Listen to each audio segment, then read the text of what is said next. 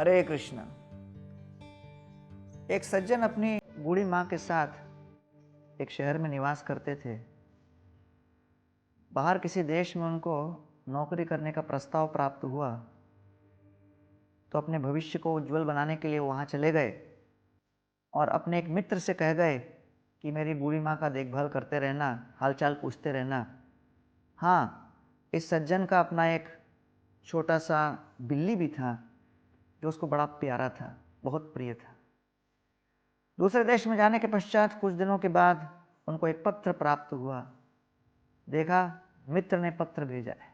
पत्र खोल के देखा, उसमें लिखा था, प्रिय मित्र, बड़े खेद की बात है कि आपकी बिल्ली मर गई।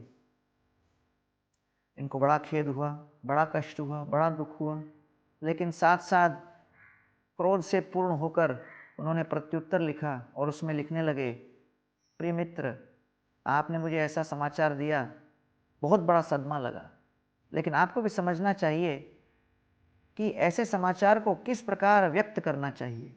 हाँ, माना कि बिल्ली मर गई, इसका अर्थ ये नहीं कि सीधा लिख दो बिल्ली मर गई।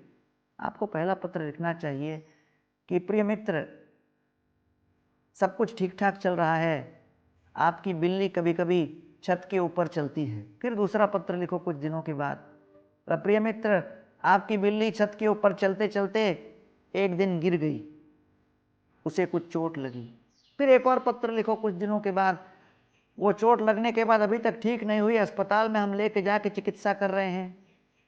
फिर एक और पत्र लिखो कुछ दिनों के बाद, चिकित्सा करने का भरपूर प्रयास किया लेकिन विफल हुए और अब बेचारी बिल्ली मर गई। हम सभी बहुत शोक मना रहे हैं। इस प्रकार दुख को व्यक्त करना चाहिए, नहीं कि बिल्ली मर गई। इस तरह पत्र लिख दिया तो कुछ दिनों के बाद वापस मित्र का पत्र आया, प्रिय मित्र, सब कुछ ठीक ठाक है, आपकी माँ कभी कभी छत पर चलती है। अब सोच लीजिए कि चाहे इस प्रकार या उस प्रकार हमारे जीवन की वास्तविकता को कौन रोक सकता है। जन्म मृत्यु जरा व्याधि दुख दोषानुदर्शनम।